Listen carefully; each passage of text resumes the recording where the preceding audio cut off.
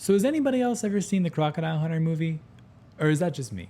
Because at this point in my life, at 20 years old, I feel like it's just me because nobody I've ever met has seen it, which is kind of sucky because it's great. I don't know why nobody's seen it.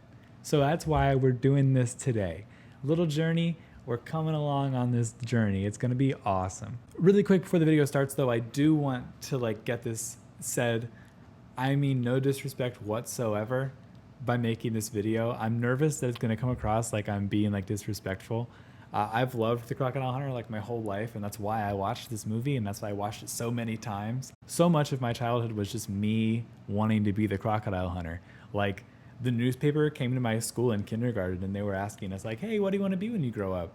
And all these kids just had these goofy answers. These kids are I want to be Batman, or I want to be Optimus Prime, which is unrealistic. You can't do that. See, but I had a good answer. I had a really realistic, down-to-earth answer. I said I wanted to be an animal hunter. See, I couldn't just say I wanted to be the crocodile hunter because first of all, that name's already taken. And second of all, I don't live in Australia. There's not just crocodiles everywhere for me to go wrangle. I can't do that. So I figured I'd be the animal hunter, which was a little more broad. I could do a little more with the name, I could people need me to go catch a dog? Got it. A snake? Got it. Freaking the elephant? I don't know. Easy. I got it easy. See, but then sadly, when the newspaper came out a couple days later, I guess somehow I wasn't clear enough and the people didn't understand what I meant, and they just wrote hunter. And when I tell you, I was mad. I was yo, people are gonna think I just want to go kill animals now. That's not what I want to do. I just want to go outside and I don't know, wrestle one for a second and then dip. That's what I want to do. And they didn't understand it and they made me really upset. So thanks, newspaper people, for ruining my childhood and my dreams. I hate you forever. The end. However, I digress. It's time to dive in to Crocodile Hunter Collision Course.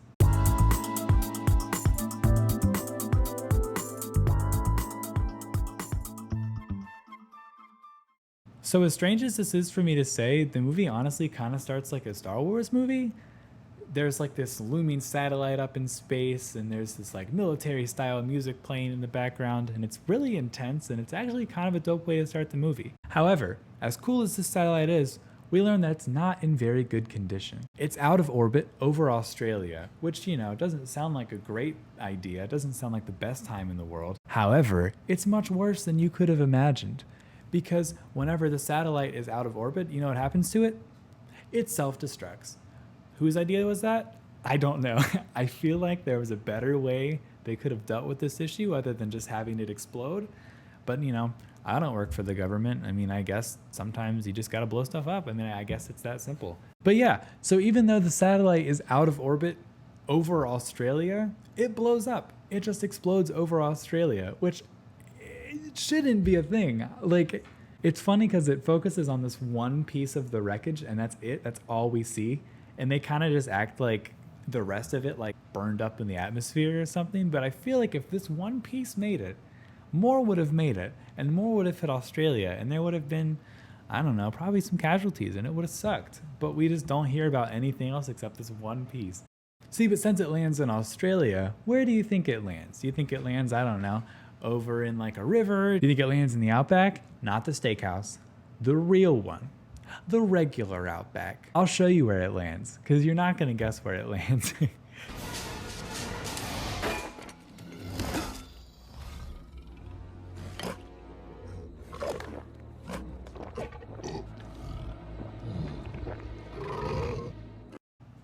So yeah, a crocodile just actually eats it.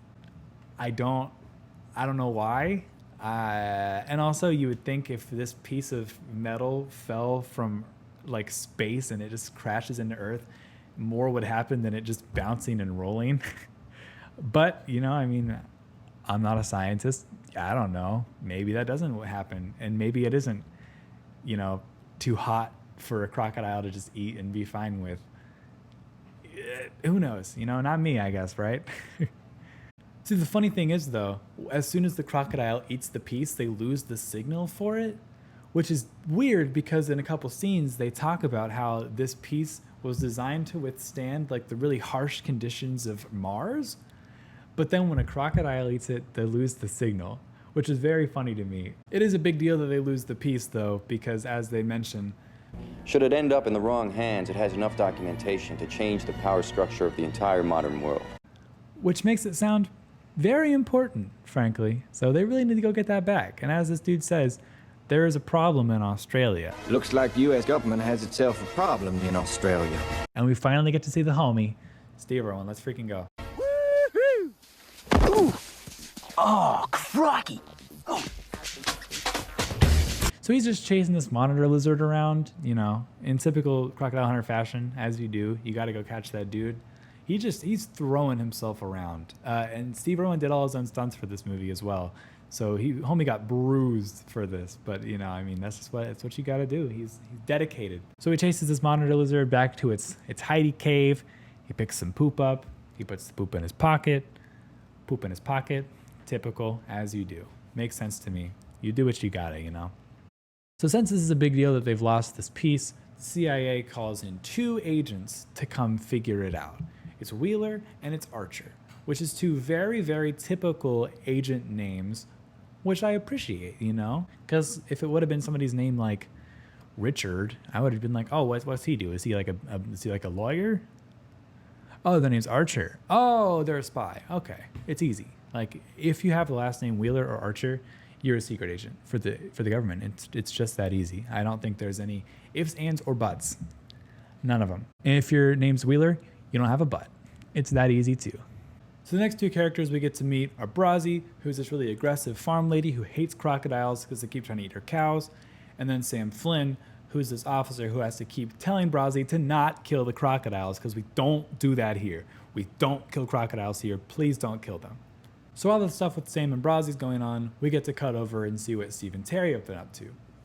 They've been tasked to relocate this bad boy crocodile who's probably been like nipping at people's ankles while they're swimming. Can a crocodile nip at your ankles?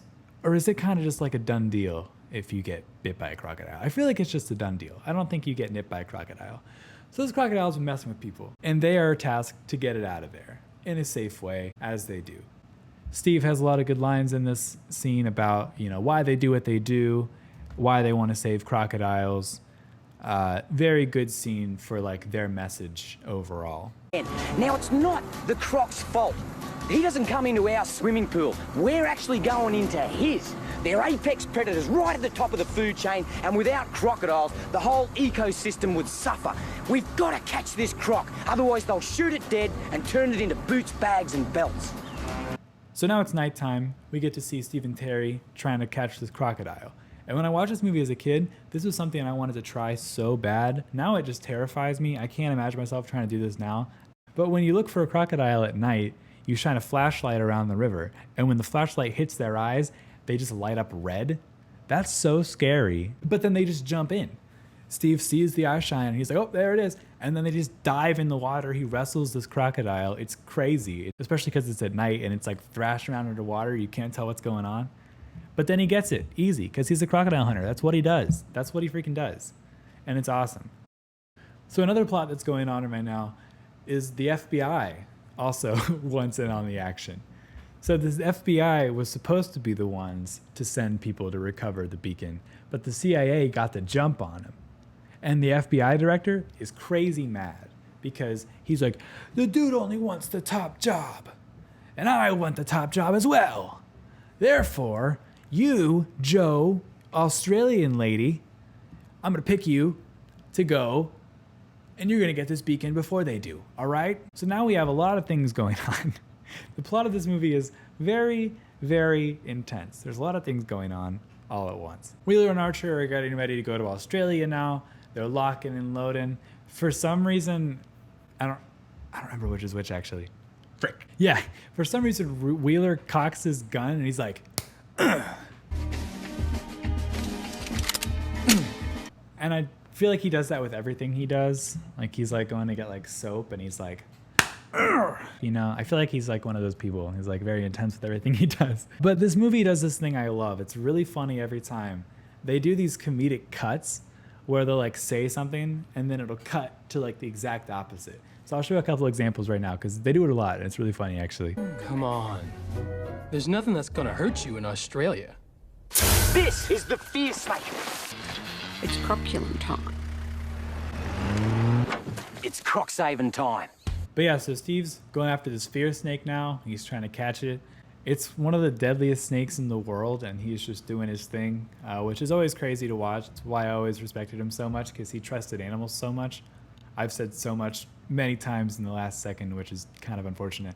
I gotta tell you, I'd rather deal with this snake than a lot of people I know. I reckon that people are much more dangerous.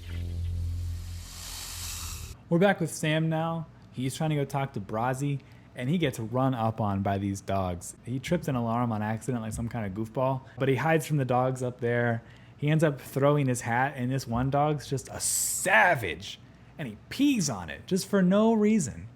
Why would the dog just pee on his hat like that? You don't gotta insult the man like that. It's unnecessary. So now FBI agent Joe is landing in Australia. She's about to meet up with Archer and Wheeler. And, you know, they're expecting somebody named Joe. So, of course, they think it's like a dude. And they're talking and they're like, man, this dude Joe is probably gonna stink. And he's probably gonna be old. And he's gonna suck. And then she gets out. And Wheeler just loses his mind immediately. Joe Buckley, welcome to Queensland. Vaughn Archer. Bob! Wheeler. And then he's really like mansplaining the whole time, and he like tries to hit on her like immediately, like the first night they're together. As long as we've got some downtime, how about you and I? I'll get some rest. You know, it's like you ain't gotta do all that, man. You just tone it down a little bit, dude. And while this is happening, of course, Steve and Terry rescue a baby kangaroo from the side of the road. Very cute. They swaddle it up. Pretty epic. After they rescue this super adorable baby kangaroo, they pick up this bird-eating spider. Scary name, scary spider. I wouldn't pick it up personally. You know, I'm not a big spider guy. I like Spider-Man, but you know, it's a little different. Also, Steve does this freaking jump scare for no reason. Woo, good hole. It's not completely understood why or how they build these holes. And it's pretty... Just kidding. When I was a kid and I watched this, that scared the crap out of me. And when I watched it a couple days ago, it scared the crap out of me again. You don't gotta do that to me, man. It's unnecessary. You don't gotta do that. Although it was very funny and I liked it, so you got me. Good job. Interrupting their plans, though, they get this call about this crocodile. Hint, hint, it's the croc that ate the freaking satellite piece from way back then. And they have to go relocate it. And they make this joke about relocating Brazzi, and it's really funny, and I like to imagine that the movie ends with them actually just doing this. From what we've heard, someone needs to be relocated. We could go in at night, shine a light in the rancher's eyes, jump on her back, throw her in the boat, wrap a rope around her head, and then we could take her to a new river system. But we're not that brave. We're going after the croc. Speaking of Brazzi, though, she's taking matters into her own hands, and she's trying to freaking catch this crocodile by herself. She's like posted up in this tree with her shotgun. Not the best idea. She falls in. It's this whole thing. The crocodile scares the crap out of her. She gets knocked out. You know, it's typical Australia things. Now I gotcha, you mongrel.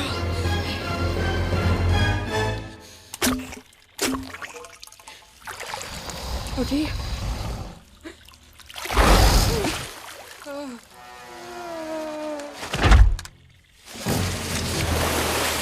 Flash forward, Steve and Terry found the crocodile. Here we go. This is wet. That means the crocodile has come up here just moments before I got here. He's probably sitting out there in a camouflage position. Oh! Hey, Terry, I got him! It's another one of those awesome fight scenes. I don't know if it really counts as a fight scene, but I mean, he's pulling the crocodile's pulling him, he's getting pulled into the water, the crocodile's pulling the entire boat because he's so strong. It's pretty intense and it's pretty awesome. While Steve and Terry are fighting with this crocodile, though, Brazzi meets up with Archer and Wheeler and Joe. She's mad because she got knocked out, and her dogs are mad, and they're mad. So Steve and Terry actually are drugged by the crocodile, like right by where they all are on the bank. I think the binoculars have just picked up the Discovery Channel. And Joe like kind of turns away, and she's talking to her boss, and she's like, yo, so they just went by with the beacon. I got it easy. Don't worry. These are idiots. But she says it like right next to them, and they don't hear her. So I don't really understand how they didn't notice her trash talking. but you know, it's fine. So we get to cut back to the CIA base again, and the people at the CIA are like, so we've actually noticed that Steve and Terry are popping up at like a lot of times when there's uprisings. So we think they're terrorists and they're like inciting all of these things, which is just insane. For example, in 1996-97, the Irwins were in Indonesia during the political unrest. They were also traveling in various parts of South America in 97 and were present for 2 coups that year. In 98, they were in Kenya when our embassy was targeted, and in East Timor in 99, just after the Civil War. In our conclusion, There are too many different locations with too many highly sensitive situations for any of this to be coincidence. But then they have the motive. The motive, I guess, because I guess Steve and Terry announced that they needed like a $40 million renovation for the Australia Zoo. So the U.S. government is like, Steve and Terry want to steal the U.S. government information and sell it and then pay for their zoo.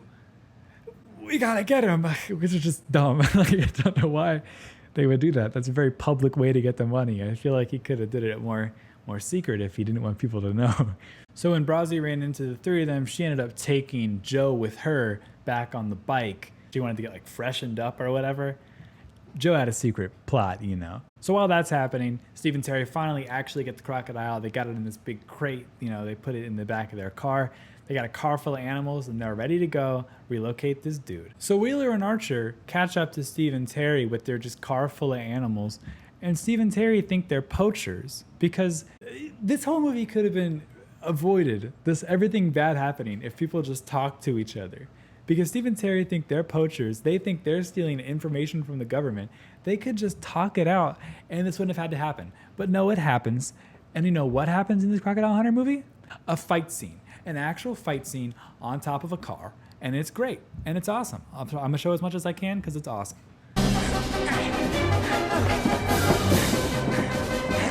Steady, mate. This bloke's off the Richter scale. Whoa, crikey.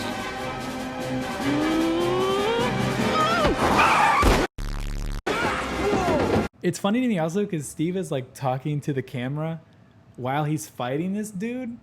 So logistically, I don't really understand where the cameraman is supposed to be in this, but that doesn't matter. I'm just digging into it because I've seen it too many times at this point. You've been upsetting my crocs, mate.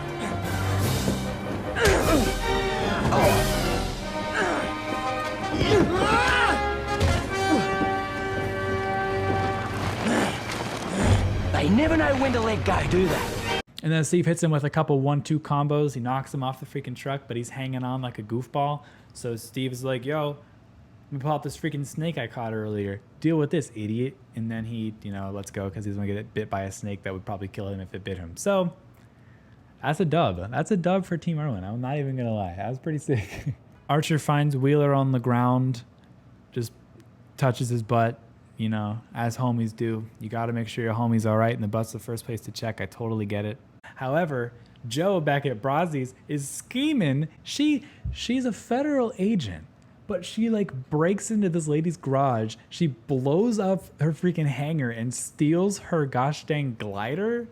Like, I feel like she should be arrested, right? Like, you can't just do that, even if you're a federal agent. I feel like that's a little over the line. It's a little intense there. I don't know. That's just me, though. So now Steve and Terry have the crocodile where they wanted to take it after they fought these freaking poachers off. And they open the box up, and there's just poop. And Steve's like, yo, this croc must have been freaking stressed out. And then he notices this big freaking honking piece of metal, and he's like, yo, what is that? What is going on with that? And he like says, he's like, boy, they mistreated this crocodile. I love to get my hands on the owner. Looks like some kind of kid's top or something. You know, people need to be more careful when they discard their rubbish. It's articles like this which is decimating our wildlife. Crikey, I'd love to get my hands on the owner. Also, Archer and Wheeler stumble across Steve and Terry's car, and freaking Wheeler's just like, yo, they got leftover food here. Let me get a little snack. And then it's the spider from earlier, but still, he just like was gonna eat their food. Like, what?